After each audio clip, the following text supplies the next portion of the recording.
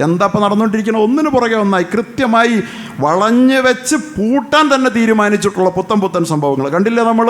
ഗ്യാൻവാപ്പി പള്ളിയിൽ ഗ്യാൻവാപ്പി എന്ന് പറയുന്നത്, വാപ്പി എന്ന് പറയുന്ന മഹാനായ ഒരു ഇസ്ലാമിക പണ്ഡിതനാണ്. ഗ്യാൻ എന്ന് പറഞ്ഞാൽ ഉറുദുവിലെ ജ്ഞാനി എന്നാണ്.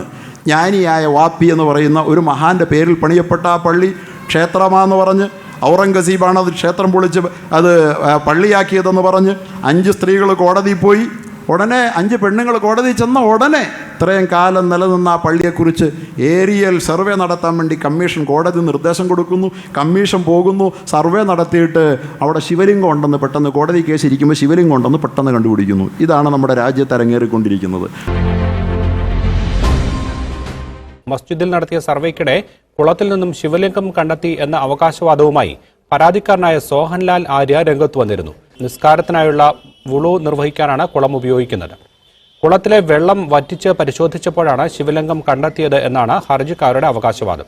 മസ്ജിദ് പരിപാലക സമിതി കോടതിയെ അറിയിച്ചിരിക്കുന്നത് ഇത് ഗ്യാൻവാപ്പി മസ്ജിദിലെ ഹൗലിനുള്ളിലുള്ള ഫൗണ്ടൻ എന്നാണെന്നാണ്. അതിന്റെ ദൃശ്യങ്ങൾ ദേശീയ മാധ്യമങ്ങളടക്കം വളരെ കൃത്യമായി തന്നെ റിപ്പോർട്ട് ചെയ്തിട്ടും ഫാസിസ്റ്റുകൾ ഇതിനെതിരെ വീണ്ടും ആരോപണം ഉന്നയിക്കുകയാണ്.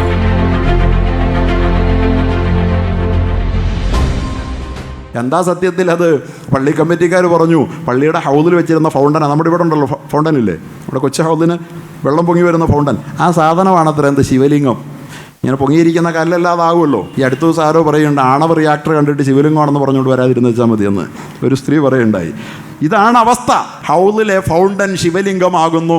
ബാബരി മസ്ജിദ് നിലനിന്നിരുന്ന ഭൂമിയിൽ രാമക്ഷേത്ര പ്രതിഷ്ഠ നടപ്പാക്കി ദിവസങ്ങൾ മാത്രം പിന്നിടുമ്പോൾ രാജ്യത്തിന്റെ സാമുദായിക സൗഹാർദ്ദത്തിനും മതേതര മൈത്രിക്കും മുറിവേൽപ്പിക്കുന്ന തരത്തിൽ മറ്റൊരു നീക്കം കൂടി ഉണ്ടായിരിക്കുന്നു.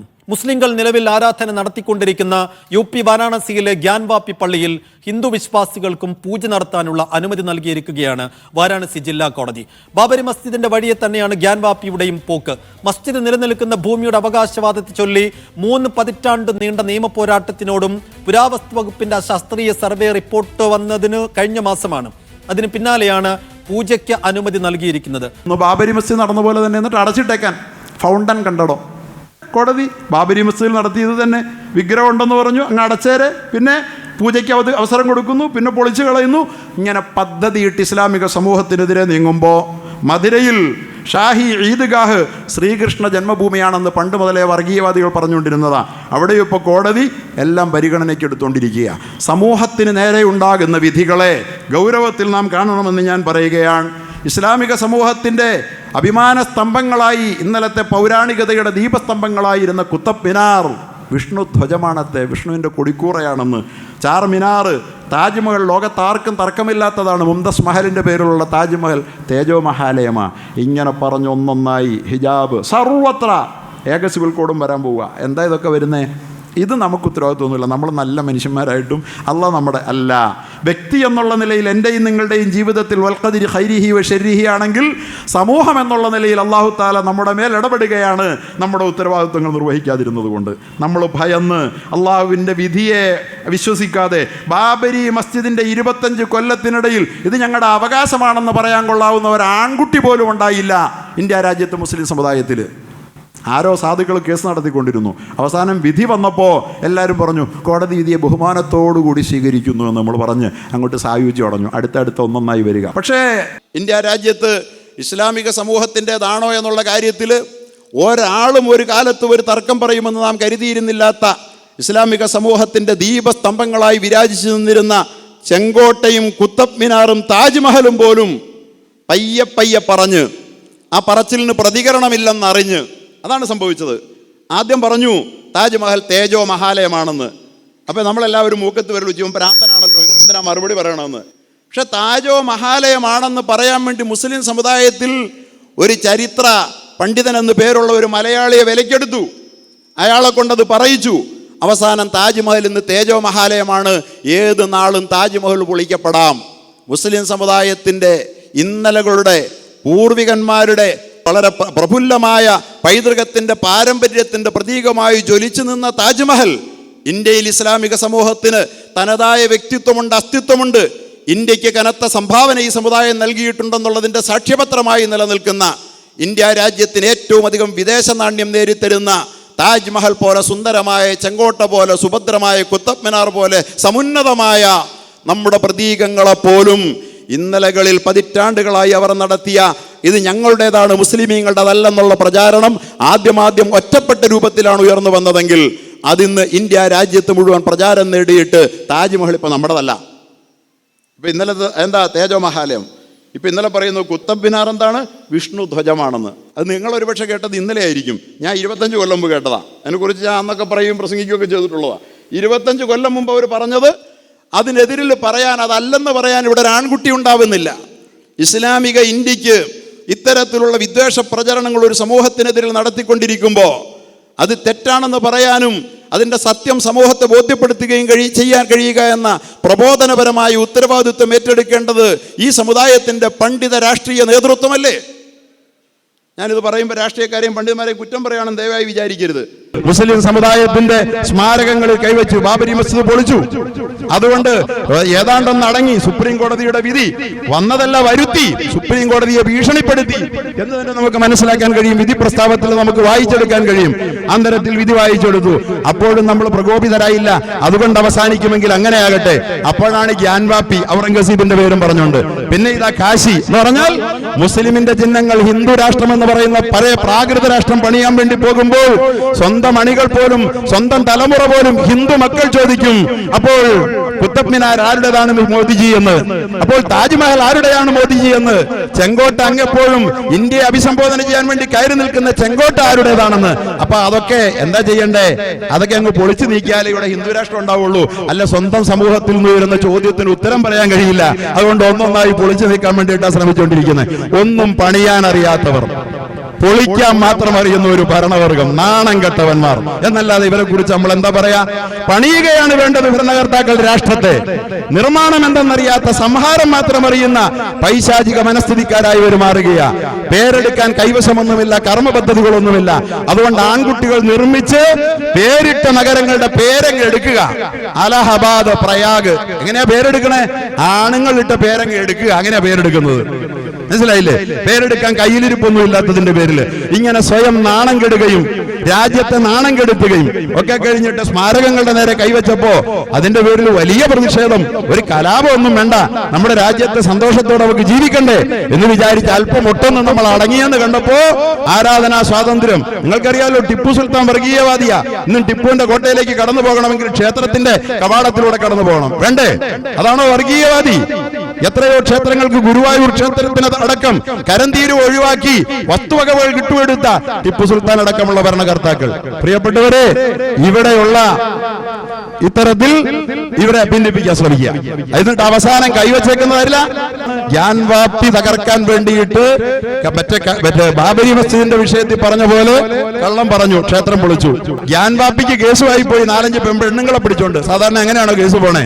ഇതിന്റെ വൈകാരികത സൃഷ്ടിക്കാൻ 4-5 പെണ്ണുങ്ങളെയുമായിട്ട് അവസാനം അവിടെ പോയിട്ട് കോടതി പറഞ്ഞു തെളിവ് കൊണ്ടുവാ, ഉണ്ടാക്കി കൊണ്ടുവരാൻ കോടതി പറഞ്ഞു വിടുക പരാതിക്കാരോട്. അപ്പൊ പിന്നെ ഏരിയൽ സർവേ നടത്തിയിട്ടായാലും കൊണ്ടുപോവാ. അവസാനം ഏരിയൽ സർവേ നടത്തിയപ്പോ ഹൗലുണ്ടല്ലോ, അവിടുത്തെ ഹൗല്, അംഗശുദ്ധി വരുത്താൻ സ്ഥാപിക്കപ്പെട്ടിരിക്കുന്ന ഹൗലിന്റെ നടുക്ക് സ്ഥാപിക്കപ്പെട്ടിരിക്കുന്ന ഫൗണ്ടൻ, ആ ഫൗണ്ടൻ അതാണ് അതിൽ പതിഞ്ഞത്. ഇതേ വന്നുപോയി ശിവലിംഗം, മനസ്സിലായില്ലേ? ദേ പൊങ്ങിപ്പോയെന്ന് പറഞ്ഞ്. സത്യം പറഞ്ഞാൽ ഒരു ദൈവത്തെയും ആരാധ്യ വസ്തുവിനെയും അപമാനിക്കുകയല്ലേ? ഏത് പള്ളിക്കകത്ത് മുളയ്ക്കുന്നതാണ് ഈ ശിവലിംഗം എന്ന് പറയുന്നത്? ഇങ്ങനെ ഞങ്ങൾ ചോദിച്ചു കഴിഞ്ഞാൽ ഉടനെ അപമാനമായി പോകും പോലും. അങ്ങനെ ആ ശിവലിംഗത്തൊക്കെ പിടിച്ച് കാണിച്ചു. ചാനൽ ചർച്ചയിൽ വന്നു BJPയുടെ വക്താവ് എന്ന് പറയുന്ന ആളെ ഇവരിപ്പോ തള്ളിപ്പറഞ്ഞ് നാണം കെട്ടു. എന്തിനാണ് ഈ നാണക്കേട് വലിച്ചു വരുത്തുന്നത്? ലോകത്തിന്റെ പ്രതിഷേധം ഉയർന്നപ്പോ മിടുക്കന്മാരാണെങ്കിൽ തള്ളി പറയാതിരിക്കണ്ടേ? എന്താ പറഞ്ഞ? ഫ്രിഞ്ച് എലമെന്റാന്ന് പറഞ്ഞ് തള്ളിക്കളഞ്ഞു. BJPയുടെ ദേശീയ വക്താവ് ഫ്രിഞ്ച് എലമെന്റ് ആണെങ്കിൽ, ഒരു കൊള്ളാത്ത ഘടകമാണെങ്കിൽ, അത്ര പ്രസക്തമല്ലാത്ത ഒരു ഘടകമാണെങ്കിൽ, BJPയിൽ നല്ല ഘടകം വല്ലതും ഉണ്ടോ? ദേശീയ വക്താവ് ഫ്രിഞ്ച് എലമെന്റാന്ന് പറഞ്ഞാ ഒന്നും കൊള്ളൂല എന്ന് സ്വയം പറയുകയല്ലേ? ലോകത്തിന്റെ മുമ്പിൽ അങ്ങനെ പറയാൻ ഇവർ നിർബന്ധിതരായി. പുറത്ത് നടപടിയെടുത്തു എന്ന് ബോധ്യപ്പെടുത്തുക, അകത്തെന്നിട്ട് ഇപ്പൊ കണ്ടില്ലേ പ്രശ്നം എന്താന്നിട്ട് അവർ ചോദിക്കുന്നത്? ഞങ്ങളുടെ ദൈവ ശിവലിംഗത്തെ PVC പൈപ്പാന്ന് പറഞ്ഞില്ലേ എന്നാണ്. മനസ്സിലായില്ലേ? ശിവലിംഗം PVC പൈപ്പാണെന്ന് പറയുകയല്ല സത്യത്തിൽ ചെയ്തത്, മറിച്ച് പൈപ്പിനെ ശിവലിംഗമാക്കിയ ഇവർ ചെയ്തത്. ദൈവനിന്ദ ചെയ്തത് ഇവരാണ്. PVC പൈപ്പിനെ ശിവലിംഗമാക്കിയത് അവരാണ് സത്യത്തില്. അല്ലാതെ ശിവലിംഗമാണെന്ന് ആരും അംഗീകരിച്ച സാധനം അല്ലത്. അതിനെ PVC പൈപ്പാന്ന് പറഞ്ഞില്ലെന്ന് എന്റെ സുഹൃത്ത്. പിന്നെ എങ്ങനെ പറയുക അതിന് മറുപടി? ആ പൈപ്പോ അല്ലെങ്കിൽ അവിടെ സ്ഥാപിക്കപ്പെട്ടിരിക്കുന്ന ഫൗണ്ടനോ സ്ഥാപിച്ചവർക്കല്ലേ അത് എന്താണെന്നറിയാവുള്ളൂ. എന്റെ വീട്ടിൽ കയറിയിട്ട് ഒരു പൈപ്പ് കണ്ടിട്ട് ഇത് ശിവലിംഗമാണെന്ന് ഒരുത്തം പറഞ്ഞ, എടോ ഇത് ഞാൻ സ്ഥാപിച്ച പൈപ്പാന്ന് പറയൂലേ? അത് ദൈവനിന്ദയാണോ?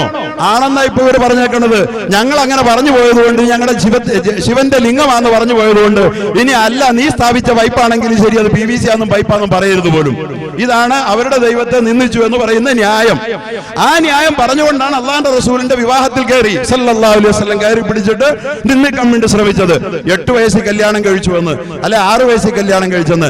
ഞാൻ ഒറ്റ 2 വാക്ക് മാത്രം പറഞ്ഞുകൊണ്ട് പറയുകയാണ്. വിശുദ്ധ കന്യാമറിയത്തിന് 12 വയസ്സായപ്പോ അവരുടെ രക്ഷാധികാരികൾ വിവാഹം ആലോചിക്കാൻ തുടങ്ങി. 90 വയസ്സുള്ള ആശാരിയായ ജോസഫ് എന്ന സച്ചരിതനുമായി വിവാഹം ഉറപ്പിച്ചു. ബൈബിളാണ്. അള്ളാഹുവിന്റെ പ്രവാചകന്റെ വിവാഹത്തിന്റെ പേര് പറഞ്ഞ് പ്രായം പറഞ്ഞുകൊണ്ട് നിന്ദിക്കാൻ ആർക്കാണ് ഇവിടെ അവകാശം? ക്രൈസ്തവർക്ക് പറ്റുമോ? അവർ നിന്ദിക്കുന്നതെന്നല്ല ഞാൻ പറയുന്നത്. ആരെങ്കിലും അങ്ങനെ ചെയ്യുന്നുണ്ടെങ്കിൽ ഞാനൊന്ന് ചോദിക്കട്ടെ. ഇത് ബൈബിൾ കാത്തലിക് എൻസൈക്ലോപീഡിയയിൽ മത്തായിയുടെ സുവിശേഷത്തിൽ കാണാം. അതുപോലെ തന്നെ സെന്റ് അഗസ്റ്റിൻ AD 354 ജീവിച്ച അദ്ദേഹം തെരഞ്ഞെടുത്തത് എത്രയാ? 10 വയസ്സുള്ള പെൺകുട്ടിയായിരുന്നു എന്ന് അദ്ദേഹത്തിന്റെ ചരിത്രം കൃത്യമായി രേഖപ്പെടുത്തിയിട്ടുണ്ട്. 19-ാം നൂറ്റാണ്ടിലെ ഇന്ത്യയിലെ ഏറ്റവും പ്രസിദ്ധ യോഗിവര്യനായിരുന്ന ശ്രീരാമകൃഷ്ണ പരമഹംസൻ 1857 സതീദേവിയെ വിവാഹം കഴിക്കുന്നത് 5 വയസ്സിലാ. ഏത് ഹിന്ദുവിനാണ് പ്രവാചകന്റെ വിവാഹത്തിന്റെ പേര് പറഞ്ഞ് നിന്ദിക്കാൻ അവകാശമുള്ളത്? ഞാൻ ഈ ഉദാഹരണങ്ങൾ അധികമൊന്നും പറയുന്നില്ല. ഇങ്ങനെ പറഞ്ഞാൽ പഴയ കാലത്തെയാണ് നാം പഠിക്കേണ്ടത്. ചരിത്രബോധമില്ല, സാമൂഹിക പശ്ചാത്തലങ്ങളെ കുറിച്ച് ബോധമില്ലാതെ ഇവർ നിന്ദിക്കാൻ ശ്രമിച്ചത് പ്രവാചകനെയാണെങ്കിൽ ഞങ്ങൾ പൊറുക്കുന്ന പ്രശ്നമില്ല എന്ന് ഉറക്കെ പറയാൻ തന്നെയാണ് രാജ്യത്തെ മുസ്ലിമീങ്ങളുടെ തീരുമാനം. ഭരണഘടനയെ പരിഗണിക്കാൻ ഭരണകൂടവും അതുപോലെ തന്നെ അധികാര കേന്ദ്രങ്ങളും തയ്യാറാകാത്തതാണ് പ്രശ്നം. നമുക്കറിയാം ബാബരി മസ്ജിദിന്റെ സംഭവം. രാജ്യത്തിന്റെ ഭരണഘടനയെ, ഭരണകൂടത്തെ തന്നെ വെല്ലുവിളിച്ചുകൊണ്ട് ഒരു പറ്റം രാജ്യദ്രോഹികൾ, ഭരണഘടനാ നിഷേധികൾ ഭരണകൂടത്തെ വെല്ലുവിളിച്ചുകൊണ്ട് തന്നെ ഈ രാജ്യത്ത് ഒരു പള്ളി, 450-ലേറെ വർഷം മുസ്ലിമീങ്ങൾ ആരാധന നടത്തിയ, ബാങ്കുലി മുഴങ്ങിയ പള്ളി, അതിൻ്റെ മിനാറകളുടെ മുകളിലേക്ക് ലക്ഷക്കണക്കിന് ആളുകൾ ഒന്നിച്ചുകൂടി തള്ളിക്കയറി തട്ടിപ്പൊളിച്ച് തരിപ്പണമാക്കിയിട്ട് ആ വളരെ ഹീനമായ അക്രമപ്രവൃത്തിയെ ശരിയായ വിധത്തിൽ ചെറുക്കാൻ നമ്മുടെ രാജ്യത്തിന് കഴിയാതെ പോയത് ഇന്ത്യ രാജ്യത്തിൻ്റെ ദുരന്തങ്ങളുടെ തുടക്കമായിരുന്നു എന്ന് നമുക്ക് വേണമെങ്കിൽ പറയാം. പ്രിയപ്പെട്ടവരെ, ആ രംഗത്ത് നമ്മുടെ ഇന്ത്യ കാണിച്ച അനാസ്ഥ ഈ രാജ്യത്തെ അക്രമികൾക്കും അരാജകത്വവാദികൾക്കും ഭരണഘടന ലംഘിക്കുന്നതിന് വീണ്ടും വീണ്ടും പ്രേരണയായി മാറി എന്നുള്ളതാണ് സത്യം. നമുക്കറിയാമല്ലോ, അങ്ങനെയുള്ള ഒരു ദുരവസ്ഥയിലേക്ക് നമ്മുടെ രാജ്യം പോകുന്നത് നമ്മുടെ രാജ്യത്തിന് എങ്ങനെയാണ് ഗുണമാവുക? ഒരു രാജ്യത്തിന് അച്ചടക്കമുണ്ടാകണ്ടേ? ഒരു രാജ്യത്തിന് ഡിസിപ്ലിൻ വേണ്ടേ? ഒരു രാജ്യത്തെ പ്രജകൾക്ക് ഡിസിപ്ലിൻ ഉണ്ടാകണമെങ്കിൽ, അച്ചടക്കമുണ്ടാകണമെങ്കിൽ, പ്രിയപ്പെട്ടവരെ, അതാദ്യം ഉണ്ടാകേണ്ടത് ഭരണകൂടത്തിനല്ലേ?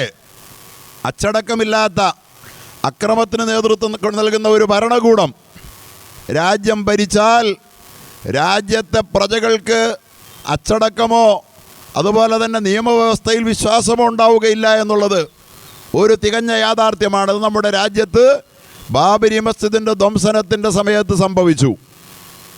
അവസാനം ആ പള്ളി തല്ലിപ്പൊളിക്കാൻ നേതൃത്വം നൽകിയത് കോടതി വിധിയുടെ അടിസ്ഥാനത്തിലല്ല. ഒരു കോടതിയും പള്ളി പൊളിക്കാൻ പറഞ്ഞില്ല. ഇന്ത്യ ഭരിക്കുന്ന ഭരണകൂടം അത് പൊളിക്കാൻ അനുവദിക്കില്ല എന്ന് ഇന്ത്യയിലെ മുസ്ലിമീങ്ങൾക്ക് ഉറപ്പും കൊടുത്തതാണ് ദേശീയോദ്ഗ്രഥന സമിതി യോഗത്തിൽ അന്നത്തെ പ്രധാനമന്ത്രി നരസിംഹറാവു. അതെല്ലാം കാറ്റിൽ പറത്തിക്കൊണ്ട് ഇന്ത്യ രാജ്യത്തിൻ്റെ ഭരണഘടനയെ നോക്കുകുത്തിയാക്കി. ഇന്ത്യ രാജ്യത്തിൻ്റെ ഭരണകൂടത്തെ നോക്കുകുത്തിയായി, അല്ലെങ്കിൽ സ്വയം നോക്കുകുത്തി ആയി. പള്ളി തല്ലിപ്പൊളിക്കാൻ നമ്മുടെ രാജ്യത്ത് അധികാരം നൽകുക മാത്രമല്ല, ആ പൊളിച്ച പള്ളി തിരിച്ചെത്രയും പെട്ടെന്ന് പണിത് മുസ്ലിം സമുദായത്തിൻ്റെ കൈകളിൽ ഏൽപ്പിക്കേണ്ടതിന് പകരം പൊളിച്ച പള്ളിയുടെ പിന്നിലുള്ള ന്യായം ചമയാനും പരതാനും അതിനെക്കുറിച്ച് ഗവേഷണം നടത്താനുമായിരുന്നു നമ്മുടെ രാജ്യം തയ്യാറായത് എന്നതാണ് രാജ്യം അനുഭവിച്ച ഏറ്റവും വലിയ ദുരന്തം. ഒരു ചോദ്യത്തിനും സ്ഥാനമില്ലാത്ത വിധത്തിൽ എന്തിന് പള്ളി പൊളിച്ചു? ആര് പറഞ്ഞിട്ട് പൊളിച്ചു? ഭരണഘടന അനുവദിച്ചോ? കോടതി പറഞ്ഞോ? അല്ലെങ്കിൽ ഭരണകൂടം പറഞ്ഞിട്ടോ എന്ന് മാത്രം ചോദിക്കാൻ ബാധ്യസ്ഥമായിരുന്ന ഒരു പ്രശ്നമായിരുന്നു അത്. പക്ഷേ അവിടെ ബാബരി മസ്ജിദ് പൊളിച്ച ആളുകൾക്ക് ആ പൊളിച്ചതിൻ്റെ പിന്നിൽ ന്യായമുണ്ടോ എന്നുള്ള ചർച്ചകൾക്ക് നേതൃത്വം നൽകാൻ ഭരണകൂടം തന്നെ സന്നദ്ധമാവുകയും ഭരണകൂടാനുകൂലികളായ മാധ്യമങ്ങളുടെ പിന്തുണയോടുകൂടി അവിടെ രാമൻ്റെ ക്ഷേത്രമാണോ അതുപോലെ തന്നെ അവിടെ പള്ളിയാണോ ഉള്ളത് എന്ന വിധത്തിലുള്ള അടിസ്ഥാനരഹിതമായ ചർച്ചകൾക്ക് അക്കാലത്ത് നേതൃത്വം കൊടുക്കുകയുണ്ടായി. അങ്ങനെ ഒരു ചർച്ചയ്ക്ക് അവിടെ സ്ഥാനമില്ല എന്ന് മനസ്സിലാക്കാൻ രാജ്യത്തിൻ്റെ ഭരണകൂടങ്ങൾക്ക് കഴിയാതെ പോയി. കാരണം അത് പൊളിച്ചു എന്നുള്ളത് അപ്പോഴത്തെ സ്ഥിതി വെച്ച് എല്ലാ നിലയ്ക്കും തെറ്റാണ്. ഭരണകൂടം പറഞ്ഞിട്ടില്ല. ഭരണഘടന കോടതികൾ ഭരണഘടനയുടെ അടിസ്ഥാനത്തിൽ വിധി പറഞ്ഞിട്ടില്ല. അപ്പോൾ പൊളിച്ചത് തെറ്റ് തിരുത്തുക എന്നുള്ളത് മാത്രമേ ഉള്ളൂ. പിന്നീട് ആർക്കെങ്കിലും അവിടെ ഞങ്ങൾക്ക് ക്ഷേത്രമുണ്ടായിരുന്നു എന്ന അവകാശവാദമുണ്ടെങ്കിൽ കോടതിയിൽ പോയി അത് സ്ഥാപിച്ചതിന് ശേഷം പിന്നീട് കോടതി വിധിയുടെ അടിസ്ഥാനത്തിൽ മാത്രമേ ആ പള്ളി പൊളിക്കാൻ അവകാശമുണ്ടായിരുന്നുള്ളൂ. പക്ഷെ അത് ചെയ്യാതെ നിയമലംഘനത്തിലൂടെ പൊളിച്ച പള്ളിക്ക് ആ പൊളിക്കാൻ നേതൃത്വം നൽകിയ പ്രക്രിയയ്ക്ക് ഇന്ത്യ രാജ്യത്തിൻ്റെ ഭരണകൂടത്തിൻ്റെ പിന്തുണയോടുകൂടി, ദൗർഭാഗ്യകരമെന്ന് പറയട്ടെ, കോടതികളുടെ പോലും മൗനത്തിൻ്റെയും ഒരുപക്ഷെ സമ്മതത്തിൻ്റെയും പിന്തുണയോടുകൂടി 25 കൊല്ലം നീട്ടിക്കൊണ്ടുപോയി ആ പള്ളി ഭരണഘടനാ ലംഘകന്മാർ, രാജ്യദ്രോഹികൾ പൊളിച്ച ആ പള്ളി തിരിച്ചു പണിത് കൊടുക്കാതെ നീട്ടിക്കൊണ്ടുപോയി 25 കൊല്ലം കഴിഞ്ഞപ്പോൾ കോടതി തന്നെ മാധ്യസ്ഥം നടത്താൻ ഇറങ്ങി. നമ്മൾ കണ്ടതാണ് ഇന്ത്യയിൽ. കോടതി മാധ്യസ്ഥത്തിനിറങ്ങി. കോടതിക്ക് മാധ്യസ്ഥത്തിൻ്റെ വല്ല റോളും ഉണ്ടോ? അങ്ങനെ ഒരു പണി കോടതി ആരെങ്കിലും ഏൽപ്പിച്ചിട്ടുണ്ടോ? എന്താ കോടതി മാധ്യസ്ഥത്തിന് ഒരുങ്ങിയതിൻ്റെ അർത്ഥം എന്താണ്? അവകാശികൾക്ക് കൊടുക്കാൻ അവർക്ക് പറ്റാത്ത വിധത്തിലുള്ള സമ്മർദ്ദം കോടതികളുടെ മേലുണ്ടായതുകൊണ്ടാണ്. അത് ഹിന്ദു സമൂഹത്തിനോ മറ്റനുകൂലമായി വിധി പറയാൻ തക്ക തെളിവുകൾ അവരുടെ മുമ്പിൽ ഇല്ല എന്നുള്ളതിൻ്റെ വ്യക്തമായ അടയാളമായിരുന്നു കോടതി മാധ്യസ്ഥത്തിനൊരുങ്ങിയത്. അല്ലെങ്കിൽ മാധ്യസ്ഥത്തിനൊരുങ്ങേണ്ട യാതൊരു ബാധ്യതയും കോടതിക്കില്ലല്ലോ. അങ്ങനെ കോടതി തെറ്റായ ഒരു കീഴ്വഴക്കം കാണിച്ചു. നമ്മുടെ രാജ്യത്ത് ഇന്ന് രൂപപ്പെട്ടു വന്നുകൊണ്ടിരിക്കുന്ന അപകടകരമായ പ്രവണതകളുടെ ഒരാമുഖം ചമയ്ക്കലായിരുന്നു അവിടെ നടന്നത് എന്ന് നമ്മൾ തിരിച്ചറിയണം. കോടതി മാധ്യസ്ഥത്തിന് ഒരുങ്ങുകയാണ് അവിടെ ചെയ്തത്. കോടതിക്ക് പള്ളി പൊളിച്ചത് തെറ്റായ വഴിയിലൂടെ ആയതുകൊണ്ട് അതെത്രയും പെട്ടെന്ന് പുനർനിർമ്മിക്കുക. അതിനുശേഷം നിങ്ങൾക്ക് പരാതി ഉണ്ടെങ്കിൽ ആ പള്ളിയെക്കുറിച്ച് അത് കോടതിയുടെ മുമ്പിൽ വരട്ടെ, ഞങ്ങൾ പരിശോധിക്കാം, അത് പൊളിക്കേണ്ടതോ നിലനിർത്തേണ്ടതോ എന്ന് പറയേണ്ടിയിരുന്ന കോടതി അത് പറഞ്ഞില്ല. 25 കൊല്ലം നീട്ടിക്കൊണ്ടുപോയതിനിടയിൽ മാധ്യസ്ഥത്തിനൊരുങ്ങി. ഇന്ന് വരെ ചരിത്രത്തിൽ കോടതി, അതും സുപ്രീം കോടതി, ഏതെങ്കിലും ഒരു കേസിൽ മാധ്യസ്ഥത്തിന് ശ്രമിച്ചിട്ടുണ്ടോ? അപ്പോൾ ഈ രാജ്യത്തെ ജനങ്ങളുടെ ഭരണഘടനാപരമായ അവകാശത്തെ പരിരക്ഷിക്കാൻ ബാധ്യസ്ഥമായ നമ്മുടെ കോടതികൾ അതിനു പകരം ഭൂരിപക്ഷത്തിൻ്റെ കയ്യൂക്കിൻ്റെ മുമ്പിൽ, ഭരണകൂടത്തിൻ്റെ ഫാസിസ്റ്റ് മനോഭാവത്തിൻ്റെ മുമ്പിൽ വിറങ്ങലിച്ചു നിൽക്കുന്ന കാഴ്ചകൾക്കാണ് നമ്മുടെ രാജ്യം അന്ന് വശംവദമായത്. ഒടുവിൽ കണ്ടതെന്താ? ഇവിടെ നമ്മുടെ രാജ്യത്ത് മുസ്ലിം സമുദായത്തിൽപ്പെട്ടവർക്ക് രാജ്യസ്നേഹമില്ല, അവർക്ക് ഭരണഘടനാ സ്നേഹമില്ല, അവർ ഈ രാജ്യത്തിൻ്റെ നിയമങ്ങൾ മാനിക്കാത്തവരാണെന്നൊക്കെ ഇവിടെ പ്രചാരണങ്ങൾ അഴിച്ചുവിടുന്നവരോട് ഞങ്ങൾ ചോദിക്കുക, ഇതുപോലൊരു സമീപനം ഇന്ത്യ രാജ്യമുണ്ടായ കാലം മുതൽ ഇന്ന് വരെ ഏതെങ്കിലും ഒരു മുസ്ലിം സമുദായത്തിൻ്റെ ഭാഗത്തുനിന്ന് ഉണ്ടായിട്ടുണ്ടോ? മുസ്ലിം സമുദായത്തിൻ്റെ ഏതെങ്കിലും ഉത്തരവാദിത്തപ്പെട്ട സംഘടനകളുടെ ഭാഗത്തുനിന്നുണ്ടായിട്ടുണ്ടോ? അതുണ്ടായത് ആരുടെ ഭാഗത്തുനിന്നാണ്? ഇവരുടെ ഭാഗത്തു നിന്നാണ്, ഫാസിസ്റ്റുകളുടെ ഭാഗത്തു നിന്നാണ്. സത്യത്തിൽ ആരാണ് യഥാർത്ഥത്തിൽ ഇന്ത്യയെ വെല്ലുവിളിക്കുന്നത്? ആരാണ് ഇന്ത്യ രാജ്യത്തിൻ്റെ ഐക്യം തകർക്കാൻ ശ്രമിക്കുന്നത്? ആരാണ് ഇന്ത്യ രാജ്യത്തെ ജനങ്ങളുടെ ഇടയിൽ, അവരുടെ മനസ്സുകൾക്കിടയിൽ മതിലുകൾ പണിയാൻ ശ്രമിക്കുന്നത്? ഈ രാജ്യത്തിൻ്റെ ബഹുസ്വര സംസ്കൃതിയുടെ ഇടയിൽ വിള്ളൽ വീഴ്ത്താൻ ശ്രമിക്കുന്നത് എന്ന് നമ്മളൊക്കെ തിരിച്ചറിയാനാണ് നമ്മൾ ഈ കാര്യം ഇവിടെ ചർച്ച ചെയ്യാൻ ആഗ്രഹിക്കുന്നത്. പ്രിയപ്പെട്ടവരെ, അങ്ങനെ അവസാനം എന്തുണ്ടായി? നമുക്കെല്ലാവർക്കും അറിയാം. 25 കൊല്ലം കഴിഞ്ഞപ്പോൾ ബാബരി മസ്ജിദിനെ സംബന്ധിച്ച് കോടതി വിധി പറഞ്ഞപ്പോൾ പറഞ്ഞു ബാബരി മസ്ജിദ് നിന്ന സ്ഥാനത്ത് ക്ഷേത്രമുണ്ടെന്ന് തെളിയിക്കപ്പെട്ടിട്ടില്ല. ബാബരി മസ്ജിദ് പൊളിച്ചത് തെറ്റാണ്, നിയമലംഘനമാണ്. ഇതെല്ലാം പച്ചയായി പറഞ്ഞപ്പോൾ നമ്മളൊക്കെ വിചാരിച്ചു നീതിബോധമുള്ള ലോജിക്കുള്ള കോടതി തീർച്ചയായിട്ടും പറയാൻ പോകുന്നത് പള്ളി പുനർനിർമ്മിക്കണമെന്നാണ് എന്ന് നാം കരുതിയെങ്കിൽ ഭരണഘടനയെ നാണം കെടുത്തിക്കൊണ്ട് ആ വിധി പ്രസ്താവം കേട്ട ലോകത്തിൻ്റെ ബുദ്ധിമണ്ഡലത്തെ പുച്ഛിച്ചുകൊണ്ട് പരിഹസിച്ചുകൊണ്ട് നമ്മുടെ പരമോന്നത നീതിപീഠം വിധി പറഞ്ഞു പള്ളി പൊളിച്ചവരുടെ കൈകളിലേക്ക് കൊടുത്തേക്കുക എന്ന്. എങ്ങനെയുണ്ട്? പള്ളി നിയമലംഘനത്തിൻ്റെ ഭാഗമായി നിയമം ലംഘിച്ച് പൊളിച്ച അവകാശമില്ലാത്ത അവിടെ വിഗ്രഹം വെച്ചതും തെറ്റ് എന്നും പറഞ്ഞു. വിഗ്രഹം വെച്ചതും തെറ്റ്. പക്ഷെ തെറ്റ് ചെയ്ത, വിഗ്രഹം വയ്ക്കുക എന്ന തെറ്റ് ചെയ്ത, പള്ളി പൊളിക്കുക എന്ന തെറ്റ് ചെയ്ത, അതുപോലെ തന്നെ അവിടെ ക്ഷേത്രമില്ല എന്ന് കൃത്യമായി പ്രസ്താവിച്ച കോടതി അത് ആ പള്ളി പൊളിച്ച ആളുകൾക്ക് കൊടുക്കാൻ പറഞ്ഞതോടെ നമ്മുടെ രാജ്യത്ത് നിയമലംഘനത്തിന് ഒരു നിയമപരമായ പരിരക്ഷ കൈവരികയായിരുന്നു. നിയമലംഘനത്തിന് നിയമപരിരക്ഷ. അതാണ് നമ്മുടെ രാജ്യം ഇന്ന് അനുഭവിക്കുന്ന ദുരന്തം. ഇതൊക്കെ രാജ്യത്തിനുണ്ടാക്കുന്ന ആഘാതം എന്താ? ഇതൊക്കെ രാജ്യത്തിലേൽപ്പിക്കുന്ന പരിക്കത്ര വലുതാ. ഇവിടെ അതിൻ്റെ സത്യം സമൂഹത്തെ ബോധ്യപ്പെടുത്തുകയും ചെയ്യാൻ കഴിയുക എന്ന പ്രബോധനപരമായ ഉത്തരവാദിത്വം ഏറ്റെടുക്കേണ്ടത് ഈ സമുദായത്തിൻ്റെ പണ്ഡിത രാഷ്ട്രീയ നേതൃത്വമല്ലേ? ഞാനിത് പറയുമ്പോൾ രാഷ്ട്രീയക്കാരെയും പണ്ഡിതന്മാരെയും കുറ്റം പറയാണെന്ന് ദയവായി വിചാരിക്കരുത്. നാം മൗനം ദീക്ഷിച്ച, നാം അടങ്ങിയിരുന്ന, നാം കണ്ടില്ലെന്ന് നടിച്ച ഈ ഇടവേളകളിൽ നമുക്കെതിരിൽ നാം വരിസംഖ്യ കൊടുത്ത് വരുത്തിക്കൊണ്ടിരിക്കുന്ന മലയാള മനോരമ പോലുള്ള, മാതൃഭൂമി പോലുള്ള പത്രങ്ങളൊക്കെ നമ്മളുമായി ബന്ധപ്പെട്ട് ലോകത്തിൻ്റെ ഏതെങ്കിലും കോണുകളിൽ ഒരു മുസ്ലിം നാമധാരിയിൽ വന്ന ഓരോ സംഭവങ്ങളെ ഉയർത്തിക്കാട്ടി ഇസ്ലാമിക തീവ്രവാദത്തിൻ്റെ ദൃശ്യങ്ങളും ചിത്രങ്ങളും ചമച്ചുകൊണ്ടിരിക്കുകയായിരുന്നു. ആ പത്രങ്ങൾ വാങ്ങി വായിച്ച മുസ്ലിങ്ങൾ തന്നെ നമ്മൾ തീവ്രവാദികളാണെന്ന് നമ്മൾ തന്നെ പറയാൻ തുടങ്ങി. കാരണം ഒരു പേജ് പ്രത്യേകമായി മുസ്ലിമീങ്ങളെ തീവ്രവാദികളായി ചിത്രീകരിക്കാൻ വേണ്ടി മാറ്റി വെച്ചേക്കുമായിരുന്നു. അത് വായിക്കുന്ന ഏതൊരാൾക്കും തോന്നിപ്പോകും മുസ്ലിങ്ങളൊക്കെ തീവ്രവാദികളാണ്. അങ്ങനെ നമ്മെ തീവ്രവാദികളാക്കി ഒരു വശത്ത് മാറ്റി ആഗോളതലത്തിൽ ആസൂത്രിതമായ ഇമ്പീരിയലിസ്റ്റ് സയണിസ്റ്റ് അജണ്ടയുടെ ഭാഗമായിരുന്നു. അതെല്ലൊന്നും വിശദീകരിക്കാൻ എനിക്കിവിടെ നേരമില്ല. ഓരോ ഭാഗവും എടുത്ത് വിശദീകരിച്ചാൽ ചിലപ്പോൾ മണിക്കൂറുകൾ പറയേണ്ടി വരും എത്രമാത്രം ആസൂത്രിതമായിരുന്നു ആ അജണ്ടയെന്ന്. ആഗോളതലത്തിൽ ആ അജണ്ടയെ ഇന്ത്യ രാജ്യത്തിൻ്റെ ഔദ്യോഗിക മിഷനറികൾ ഫാസിസ്റ്റ് സർക്കാരിൻ്റെ ആഗമനത്തോടുകൂടി ഏറ്റുപിടിച്ചപ്പോൾ ഇന്ത്യ രാജ്യത്തും ആ പ്രചാരണത്തിന് ഔദ്യോഗിക സ്വഭാവം കൈവന്നു. പക്ഷേ അതല്ലെന്ന് പറയാൻ നമ്മുടെ രാജ്യത്ത് ആരുമില്ലാത്ത ദുരന്തം, അനാഥത്വമാണ് ഈ സമുദായം അനുഭവിക്കുന്ന ഏറ്റവും വലിയ ദുരന്തം. ഇതല്ല യഥാർത്ഥത്തിൽ ഒരു സമൂഹത്തിൻ്റെ പ്രതികരണം. മൻ റആ മിൻകും മുൻകറൻ ഫൽയുഗയ്യിറുഹു ബിയദിഹി എന്നുള്ളൊരു ഹദീസല്ലേ? ആരെങ്കിലും നിങ്ങളിൽ നിന്ന് തെറ്റ് കണ്ടാൽ നിങ്ങളുടെ കൈ കൊണ്ട് നിങ്ങളതിനെ തടയാൻ പറ്റുമെങ്കിൽ തടയണം. പറ്റുമെങ്കിൽ മതി, പറ്റാത്ത പണിക്ക് പോരുത്. നിങ്ങളുടെ ശക്തി കൊണ്ട് അതിനെ ചെറുത്ത് ആ തെറ്റിനെ തടയാൻ അക്രമോ കടന്നാക്രമണമോ ഒന്നും പടയരുത്. വല തഴുത്തതു അതിരുവിട്ട് ഒന്നും ചെയ്യരുത്. പക്ഷെ നിങ്ങൾക്ക് പറ്റുമെങ്കിൽ അത് ചെയ്യണം. നിങ്ങൾക്കത് പറ്റില്ലെങ്കിലോ വൈല്ലം ലിസാനിഹി, നാവ് കൊണ്ട് അതിനെ ചെറുക്കണമെന്ന് അള്ളാഹുവിൻ്റെ ഹബീബല്ലേ നമ്മളോട് പറഞ്ഞത്? ഈ പറഞ്ഞത് തെറ്റാണെന്ന് നമ്മൾ പറയേണ്ടിയിരുന്നില്ലേ? നമ്മുടെ പത്രങ്ങൾ പറയണ്ടേ? നമ്മുടെ പണ്ഡിതന്മാർ പറയണ്ടേ? നമ്മുടെ രാഷ്ട്രീയ നേതാക്കന്മാർ പറയണ്ടേ? ഇങ്ങനെ നമ്മൾ പറയേണ്ടത് പറയാതെ ശീലിച്ച മൗനം ശത്രുവിൻ്റെ പ്രചാരണങ്ങൾക്ക് മുഴുവൻ നമ്മുടെ സമൂഹ ഗാത്രത്തിലും മസ്തിഷ്കത്തിലും വേരോട്ടം സൃഷ്ടിച്ചിട്ട് ഇന്ന് മുസ്ലിം എന്ന പേര് കേൾക്കുമ്പോൾ പോലും നമ്മളോടൊപ്പം ജീവിച്ചിരുന്ന ആളുകൾ നമ്മളെ ശത്രുവായി, നമ്മൾ ഈ സമൂഹ ഗാത്രത്തിന് നമ്മളെ ഒരു ഭീഷണിയായി അവർ കാണുന്ന അവസ്ഥയിലേക്ക് വന്നിട്ടുണ്ടെന്നുള്ള കാര്യത്തിൽ യാതൊരു സംശയമില്ല. ഇവിടെ ഉയർന്നു വന്ന ഹലാൽ ഹറാം വിവാദം നമുക്കറിയാവുന്നതാണ്. ഇവിടെ ഏതെങ്കിലും ഒരു കേരളത്തിലെ ഹോട്ടലിൽ തുപ്പി ഹലാലാക്കുന്ന ഒരു ഇൻസിഡൻറ്റ്, സിംഗിൾ ഇൻസിഡൻറ്റ് കേരളത്തിലുണ്ടോ?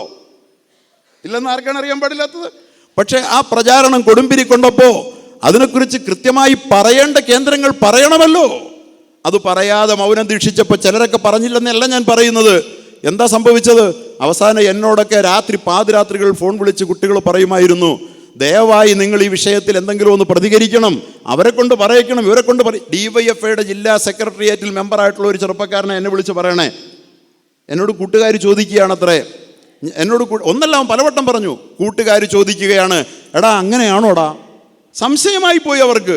മുഴുവൻ ആളുകൾക്ക് നമ്മൾ തുപ്പി ഹലാലാക്കുന്നവരാണെന്നുള്ള സംശയം ഇസ്ലാമികേതര സമൂഹത്തിൽ സൃഷ്ടിക്കാൻ ആ പ്രചാരണം കൊണ്ട് കഴിഞ്ഞു. ആ പ്രചാരണത്തിന് പൊരുളില്ല എന്ന് പറയാനോ ഇത്തരം പ്രശ്നങ്ങളെ എടുത്തു പിടിക്കാനോ ഇതിൻ്റെ വസ്തുതകൾ സമൂഹത്തിൽ പറഞ്ഞു കൊടുക്കാനോ വളരെ കൃത്യമായ നിലപാടെടുക്കാനോ നമുക്ക് കഴിയുന്നില്ല. ഞാൻ പറഞ്ഞത് അനാഥത്വമാണ് നമ്മുടെ സമൂഹം അനുഭവിക്കുന്ന പ്രശ്നം. ഞാൻ ഓതിയ ആയത്തിൻ്റെ അർത്ഥം കൂടി പറഞ്ഞിട്ട് ഞാൻ ഒരു കാര്യം കൂടെ പറഞ്ഞ് അവസാനിപ്പിക്കട്ടെ. യാ അയ്യുഹല്ലദീന ആമനു തഖുല്ലാഹ്, വിശ്വാസികളെ നിങ്ങൾ അള്ളാഹുവിനെ പേടിക്കണേ. അള്ളാഹുവാ പറയുന്നത്. ഈമാനുള്ളവരെ നിങ്ങൾ പടച്ചവനെ തഖ്വ ചെയ്യുക, പേടിക്കുക. ഹഖ്ഖ തുഖാത്തിഹി, വേണ്ടതുപോലെ എങ്ങനെ പേടിക്കണം അങ്ങനെ തന്നെ പേടിക്കുക എന്നാണ് അള്ളാഹു അവിടെ പറഞ്ഞത്. വലാ തമൂതുന്ന ഇല്ലാ വഅൻതും മുസ്ലിമൂൻ, ഒരു മുസ്ലിം അനുസരണയുള്ള വിധേയനായ ഒരു വ്യക്തിയായിട്ടല്ലാതെ മരിച്ചെൻ്റെ അടുത്തേക്ക് നിങ്ങൾ വന്നേക്കരുത് എന്ന് അള്ളാഹു പറയാം. ഇത്രയും പറഞ്ഞതിന് ശേഷം അള്ളാഹു പറയുന്നത് എന്തെന്നറിയോ? അത് കഴിഞ്ഞ് പറയുന്നത് വഅ്തസിമൂ ബിഹബ്ലില്ലാഹി ജമീആ, അള്ളാഹുവിൻ്റെ പാശത്തെ നിങ്ങൾ ഒന്നിച്ച് നിന്ന് മുറുകെ പിടിക്കുക എന്നാണ്. നമ്മൾ തഖ്വയുള്ളവരാകാൻ പറഞ്ഞതിന് ശേഷം അള്ളാഹ് പറയാ നിങ്ങൾ ഒന്നിച്ച് നിൽക്കുക എന്ന്. അപ്പം നമ്മൾ ഒന്നിച്ച് നിൽക്കുന്നതിന് നമുക്ക് ഇന്ന് എന്തെങ്കിലും തടസ്സം ഉണ്ടെങ്കിൽ ഒരു തടസ്സമുള്ളെന്ന് അല്ല പറയണത്. നമുക്ക് തഖ്വയില്ല, അത് തന്നെ. നമുക്ക് അള്ളയെ പേടിയുണ്ടോ, തഖ്വയുണ്ടോ, നമ്മൾക്കുള്ളിൽ പടച്ചവനെ സംബന്ധിച്ച് ശരിയായ ഭയമുണ്ടെങ്കിൽ നമുക്ക് ഭിന്നിക്കാനേ കഴിയില്ല. ഈ പരിശുദ്ധമായ ഖുർആനിൽ തഖ്വയ്ക്ക് ആഹ്വാനം ചെയ്യുന്ന ഏറ്റവും ശക്തിയുള്ള ആയത്താണ് ഞാൻ ആദ്യം ഓതിയത്. യാ അയ്യുഹല്ലദീന ആമനു തഖുല്ലാഹ ഹഖ്ഖ തുഖാതിഹി. നിങ്ങൾ അള്ളാഹുവിനെ, ഇത് കേട്ടിട്ട് ഞെട്ടിപ്പോയ സഹാബാക്കൾ, നബിയും സഹാബാക്കളും കരഞ്ഞുപോയി. അങ്ങനെ അള്ളാഹെ പേടിക്കേണ്ട പോലെ പേടിക്കാൻ പറ്റും? അപ്പോൾ ആശ്വസിപ്പിച്ചുകൊണ്ട് അടുത്ത ആയത്തിറങ്ങി, ഇത്തഖുല്ലാഹ മസ്തതഅ്തും, പറ്റുന്ന പോലെ പേടിച്ചാൽ മതിയെന്ന്. വരണ്ടുപോയി സഹാബാക്കൾ. അത്രയും ശക്തമായി പറ്റുന്നത് പോലെ പേടിക്കുന്ന രണ്ടാമത് പറയേണ്ടി വന്നു. അങ്ങനെയുള്ള ആയത്തിൻ്റെ പുറകെയാണ് അള്ളാഹു പറയുന്നത് ഐക്യപ്പെടണമെന്ന്. വഅ്തസിമു ബിഹബിലില്ലാഹി ജമീഅ. സൂറത്ത് ആല ഇമ്രാനിൽ 103-ാമത്തെ ആയത്തും 102-ാമത്തെ ആയത്തുമാണ്. 102-ാമത്തെ ആയത്തിൽ തഖ്വ ചെയ്യാൻ, 103-ാമത്തെ ആയത്തിൽ നിങ്ങൾ ഐക്യപ്പെടാൻ. വഅ്തസിമു ബിഹബിലില്ലാഹി ജമീഅ വലാ തഫറഖു, നിങ്ങൾ ഭിന്നിച്ചേക്കരുതേ. തഖ്വ ആദ്യമുണ്ടായാലല്ലാതെ ഐക്യപ്പെടാൻ കഴിയില്ല എന്ന് അള്ളാഹു നമ്മെ സൂചിപ്പിക്കുന്നെങ്കിൽ, നമുക്ക് ഐക്യപ്പെടാൻ കഴിഞ്ഞിട്ടില്ല എങ്കിൽ ആരാന്ന് പറഞ്ഞാലും ഏത് കൊമ്പനാന്ന് പറഞ്ഞാലും തഖ്വ ഉള്ളിലുണ്ടായിട്ടില്ല എന്ന് തന്നെയാണ് നാം അതിനെക്കുറിച്ച് തിരിച്ചറിയേണ്ടത്. അതുകൊണ്ട് പടച്ചവനെ പേടിക്കുക, എന്നിട്ട് നാം ഒന്നിക്കുക, ഐക്യപ്പെടുക എന്നുള്ളതാണ് അള്ളാഹുവിൻ്റെ ആഹ്വാനം. ഐക്യപ്പെടണ്ട എന്ന് തോന്നുന്ന ഒരു മനസ്സെവിടെയെങ്കിലും നമ്മുടെ മനസ്സിൽ ഇപ്പോഴും തരിക്കുന്നുണ്ടെങ്കിൽ നമുക്ക് അള്ളാഹുവിനെ വേണ്ടത്ര തഖ്വ ചെയ്യാനാണ് കഴിഞ്ഞിട്ടില്ലാത്തത്. നമുക്ക് മുസ്ലിമായി മരിക്കുക എന്ന കാര്യം അപകടകരമായിരിക്കുമെന്ന് നാം ഭയപ്പെടണം എന്ന് ഞാൻ കക്തിയായി പറയാൻ ആഗ്രഹിക്കുക. ഇത്തഖുല്ലാഹ ഹഖ്ഖ തുഖാതി വലാ തമൂതുന്ന ഇല്ലാ വഅൻതും മുസ്ലിമൂൻ. അള്ളാഹുവിനെ തഖ്വ ചെയ്യേണ്ട പോലെ തഖ്വ ചെയ്തിട്ട് മുസ്ലിമായി മരിക്കാൻ നോക്ക്, ഒന്നിച്ച് നിൽക്കൂ എന്ന് അള്ളാഹു തആല പറഞ്ഞത്. തഖ്വയില്ലെങ്കിൽ മരണം മുസ്ലിമായി കിട്ടുമെന്ന് നമ്മൾ കൊതിച്ചിട്ട് കാര്യമില്ല. നമുക്ക് യോജിക്കാനും കഴിയില്ല. അതുകൊണ്ട് തഖ്വ വളരെ പ്രധാനമാണ്. അള്ളാഹുവിനെയാണ് പേടിക്കേണ്ടത്. മറ്റ് ഈ ഭൗതിക ശക്തികളോ ഒന്നും അല്ല, ആരെയും പേടിക്കേണ്ടെന്നല്ല ഞാൻ പറയുന്നത്. അള്ളയെ പേടിച്ചിട്ട് ബാക്കിയുള്ളതിനെ പേടിച്ചാൽ മതി. അള്ളയേക്കാൾ വലുതായി ഈ പ്രപഞ്ചത്തിൽ ഒന്നിനെയും പേടിക്കേണ്ട. അധികാരത്തെ പേടിക്കേണ്ട, സംഘടനയെ പേടിക്കേണ്ട, പാർട്ടിയെ പേടിക്കേണ്ട, ഒന്നും പേടിക്കേണ്ട. അള്ളയാണ് ഏറ്റവും വലുത്. അതുകൊണ്ട് നമുക്ക് യോജിക്കണം. പ്രിയപ്പെട്ടവരെ, നമ്മളിവിടെ എവിടെ എത്തി നിൽക്കുന്നു? കാര്യങ്ങൾ നിസ്സാരമാണെന്ന് നമുക്ക് തോന്നുന്നുണ്ടെങ്കിൽ നാം മനസ്സിലാക്കിക്കോ, നമ്മുടെ ഇസ്ലാമികമായ അസ്തിത്വവും വ്യക്തിത്വവും പൂർണ്ണമായും എടുത്തു നിൽക്കാൻ വേണ്ടി ഫാസിസ്റ്റ് ഗവൺമെൻറ് അതിൻ്റെ എല്ലാ നീക്കങ്ങളും നടത്തി കഴിഞ്ഞിരിക്കുക. ഇന്നലകളിൽ ഒളിച്ചായിരുന്നെങ്കിൽ വളരെ തെളിച്ച നീക്കങ്ങളിലാണ്. അജണ്ടയിലെ അടുത്ത ഇനം ഏക സിവിൽ കോഡാണ് എന്ന് പറഞ്ഞാൽ അവർ പറഞ്ഞതെല്ലാം നടപ്പാക്കി കഴിഞ്ഞു. RSS BJP അജണ്ടയിൽ പൗരത്വ ഭേദഗതി ബില്ല് കൊണ്ടുവരുമെന്ന് പറഞ്ഞത് കൊണ്ടുവന്നില്ലേ? കൊറോണ മാത്രമല്ലേ തടസ്സം? കൊണ്ടുവരുമെന്ന് നമുക്ക് സ്വപ്നം കാണാൻ പറ്റുമായിരുന്നോ? നമ്മുടെ പൗരത്വം റദ്ദാക്കാൻ വേണ്ടി ഇന്ത്യയുടെ ഒരു ഗവൺമെൻറ്റിന് ഒരു ബില്ല് കൊണ്ടുവരാനും നടപ്പാക്കാനും കഴിയുമെന്ന്, പൗരത്വം നിഷേധിക്കപ്പെട്ടവനെ പാർപ്പിക്കാൻ വേണ്ടിയിട്ട് കോൺസെൻട്രേഷൻ ക്യാമ്പുകൾ തന്നെ നമ്മുടെ ഇന്ത്യ രാജ്യത്തിൻ്റെ പല സ്റ്റേറ്റുകളിൽ ഉണ്ടായി കഴിഞ്ഞിരിക്കുക. പറഞ്ഞത് അവർ നടപ്പാക്കിക്കൊണ്ടിരിക്കുക. നടപ്പാക്കാൻ തന്നെയാണ് തീരുമാനം. ഒന്നിച്ച് നിന്ന് നിലവിളിക്കാനെങ്കിലും നമുക്ക് കഴിയുന്നില്ലെങ്കിൽ അള്ളാഹു നമ്മെ വെറുതെ വിടുമെന്ന് ഞാൻ വിചാരിക്കുന്നില്ല. അതുകൊണ്ട് നമുക്ക് പാർട്ടികൾ ഉണ്ടായിരിക്കട്ടെ, നമുക്ക് സംഘടനകൾ ഉണ്ടായിരിക്കട്ടെ, നമുക്ക് ആദരണീയരും പ്രിയങ്കരരുമായ നേതാക്കന്മാരുണ്ടായിരിക്കട്ടെ. അതിനോടുള്ള കൂറിനോ അവരോടുള്ള ആദരവിനോ ഒരു കുറവും വരുത്താതെ യോജിക്കുന്ന കാര്യത്തിന് ആര് തടസ്സം നിന്നാലും ആ ഒരു കാര്യത്തിൽ മാത്രമെങ്കിലും അവരോട് നോ പറയാനുള്ള തഖ്വ എനിക്ക് നിങ്ങൾക്ക് ഉണ്ടാകണം. യോജിക്കണ്ട എന്ന് പറയുന്നത് മാത്രം ഞങ്ങൾ കേൾക്കില്ല, ബാക്കിയെല്ലാം കേട്ടോളാം എന്ന് നമ്മൾ അവരോട് നമുക്ക് പറയാൻ കഴിയണം. നോക്കൂ, പൗരത്വ ഭേദഗതി ബില്ല്, മുത്തലാഖ് നിരോധനം കാലം എത്രയോ ആയി അവർ ചർച്ച ചെയ്തുകൊണ്ടിരുന്നതാണ്. ശരീഅത്തിൽ മുത്തലാഖ് എന്ന് പറയുന്ന ഒരു നിയമം വന്നു. നമുക്കറിയാം, മുത്തലാഖിനെ പാടെ നിരോധിച്ചു.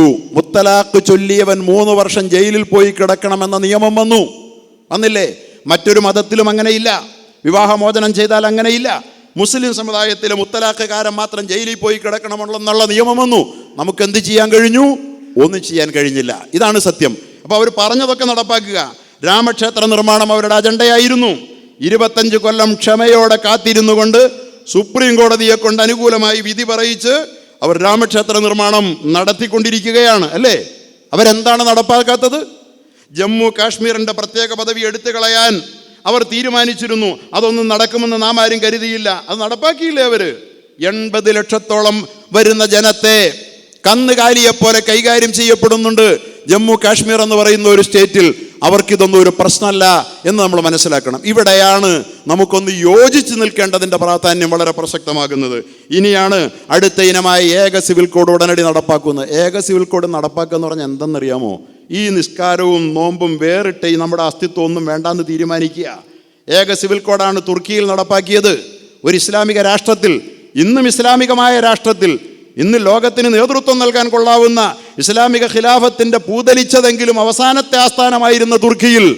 അതുകൊണ്ട് ഞാൻ പറയുന്നു, അവരിന് നടപ്പാക്കാൻ പോകുന്നത് ഏക സിവിൽ കോഡാണ്. എന്ന് പറഞ്ഞാൽ തുർക്കിയിൽ ഏക സിവിൽ കോഡ് നടപ്പാക്കിയപ്പോൾ ഇസ്ലാമിക ഖിലാഫത്തിൻ്റെ ആസ്ഥാനത്ത് കമാൽ അത്താതുർക്കിനെ കുറിച്ച് ഒരു പ്രസിഡന്റ് പറഞ്ഞതാണ്, പള്ളിയുടെ പ്രസിഡന്റ്, അത്താതുർക്ക് അന്ന് ചെയ്തത് ശരിയാന്ന്. എന്താ ചെയ്തേ? ബാങ്ക് നിരോധിച്ചു. ഒരു പള്ളിയുടെ പ്രസിഡന്റ് പറഞ്ഞതാണ്. ബാങ്ക് നിരോധിച്ചു, പർദ്ദ നിരോധിച്ചു. എന്നിട്ടും ആ പെൺകുണ്ണുങ്ങൾ പർദ്ദ വലിച്ചെറിയാൻ തയ്യാറാകാതെ വന്നപ്പോൾ പർദ്ദ വേശ്യകളുടെ ഔദ്യോഗിക വേഷമായി ആ രാഷ്ട്രത്തിൽ പ്രഖ്യാപിച്ചു. മനസ്സിലായില്ലേ?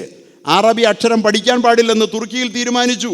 ഇതൊക്കെ തീരുമാനിച്ചാൽ, ഒരു ഭരണകൂടം തീരുമാനിച്ചാൽ നടപ്പാക്കേണ്ടി വരും നമുക്ക്. അതിലേക്കാണ് ഭരണകൂടം പോകുന്നതെന്നുള്ളതിൻ്റെ ഗൗരവം പോലും ഈ സമുദായത്തിന് ഇനിയും തിരിച്ചറിയാൻ വേണ്ടത്ര കഴിഞ്ഞിട്ടുണ്ടെന്നുള്ളതിൻ്റെ ലക്ഷണം നമ്മുടെ നേതൃനിരയിൽ നിന്ന് ഉയരുന്നുണ്ടോ എന്ന വേദനയാണ്. ഏത് വിധത്തിലും നമ്മുടെ നേതാക്കന്മാരെ കൂടി ശക്തമായി പ്രേരിപ്പിക്കുന്ന വിധത്തിൽ നമ്മുടെ ജില്ലാ തലത്തിലുള്ള മഹല്ല് കോർഡിനേഷനുകളിലൂടെ നമ്മുടെ വിശ്വാസം ശക്തമായ ഭീഷണി നേരിടുക അല്ലെന്നൊന്നും പറഞ്ഞിട്ടൊരു കാര്യവുമില്ല. പറഞ്ഞതെല്ലാം നടപ്പാക്കി കഴിഞ്ഞ ഒരു പ്രസ്ഥാനം. ഇനിയും ഒരുപാട് കാര്യങ്ങളിലൂടെ പറയാനുണ്ടൊന്നും ഞാൻ പറയുന്നില്ല. പറഞ്ഞതെല്ലാം നടപ്പാക്കി കഴിഞ്ഞു. അസാധ്യമെന്ന് തോന്നിച്ചതെല്ലാം നടപ്പാക്കി കഴിഞ്ഞു. കാശ്മീരിൻ്റെ ന്യൂനപക്ഷ പദവി എടുത്തു കളഞ്ഞത്, താജ്മഹലിനും കുത്തബ് മിനാറിനും നേരെ അറ്റാക്ക് നടത്താൻ വേണ്ടി പോകുന്നത്, അതുപോലെ തന്നെ നേരത്തെ ഞാൻ സൂചിപ്പിച്ച പല കാര്യങ്ങളും, രാമക്ഷേത്ര നിർമ്മാണം നടത്തിയത്, മുത്തലാഖ് നിരോധനം, ഇതെല്ലാം നടപ്പാക്കി. ഇനി എന്താ ഇതുകൂടെ നടപ്പാക്കിയാൽ ഇസ്ലാം അനുസരിച്ച് നമുക്ക് ജീവിക്കാനുള്ള അവകാശം? ഹിജാബിൻ്റെ നേരെ കൈവച്ചത് ഒരു വിദ്യാഭ്യാസ സ്ഥാപനത്തിൻ്റെ മാത്രം പ്രശ്നമായിട്ടല്ല. ഹിജാബ് ഇവിടെ വേണ്ട, ഏക സിവിൽ കോഡിൻ്റെ ഭാഗമാണ്. അങ്ങനെ വേറിട്ട് ഒരു ഐഡൻറ്റിറ്റിയും വ്യക്തിത്വവും ഇസ്ലാമിക സമൂഹത്തിന് അനുവദിക്കുന്നില്ലെന്നാണ്. അതുകൊണ്ടാണ് ഒരു പള്ളിക്കടത്തിൽ തുടങ്ങിയത്, ഒരു സ്റ്റേറ്റ് ഏറ്റുപിടിച്ചത്, കോടതി അനുകൂലമായി വിധി പറഞ്ഞത്, അതിനനുകൂലമായി കേന്ദ്രമന്ത്രിമാർ സംസാരിച്ചത്, തൊട്ടുപിറകെ ഏക സിവിൽ കോഡ് വേണമെന്ന് പറഞ്ഞത്. കാര്യങ്ങൾ പോകുന്നത് അങ്ങോട്ടാണ്. അതുകൊണ്ട് ഞാൻ സൂചിപ്പിക്കുന്നത്, നമുക്കൊന്ന് യോജിക്കേണ്ടതുണ്ട്. നമ്മുടെ മഹല്ലുകൾക്ക് എല്ലാ വിയോജിപ്പും, നമുക്ക് മഹല്ലുകളുടെ മറ്റു സംഘടനകളുണ്ട്, അവരോടൊക്കെ നമുക്ക് യോജിപ്പാണ്. അവരോടൊക്കെ നമുക്ക് കൈകോർത്ത് പിടിക്കണം. എല്ലാവരും ഒന്നിച്ചു നിൽക്കണം. എന്നിട്ട് നമ്മുടെ പ്രശ്നത്തിൽ സുചിന്തിതമായ നിലപാടുകൾ, ആർക്കെങ്കിലും നിലപാട് പറയാൻ നമ്മൾ വിട്ടുകൊടുക്കരുത്. തീവ്ര നിലപാടുകാരുണ്ടെങ്കിൽ അവരുടെ നിലപാടാകരുത് ഈ സമുദായത്തിൻ്റെ നിലപാട്. ഒന്നിച്ചാലോചിച്ച് സുചിന്തിതമായി വളരെ ഗൗരവപൂർവ്വം ആലോചിച്ച് വളരെ കൃത്യമായ നിലപാടുകൾ പറയുകയും ആ പാതയിലൂടെ ഈ സമുദായത്തിലെ മഹല്ലുകളിലൂടെ, മിമ്പറുകളിലൂടെ നയിക്കപ്പെടുകയും ചെയ്യുന്ന വിധത്തിൽ നാമും കൃത്യമായ നിലയിൽ കാര്യങ്ങൾ തിരിച്ചറിയുന്നുണ്ട്. ഞങ്ങളുടെ നേരെ ഉന്നയിക്കുന്ന ആരോപണങ്ങൾ തെറ്റാണെന്ന് ഞങ്ങൾ ഒന്നിച്ച് തിരിച്ചറിയുന്നു. ഇതിനെതിരിൽ ഞങ്ങൾ ഒറ്റക്കെട്ടാണ് എന്ന് നാം ബോധ്യപ്പെടുത്തിയാൽ ശത്രു അടങ്ങുമെന്നുള്ള കാര്യത്തിൽ യാതൊരു തർക്കമില്ല.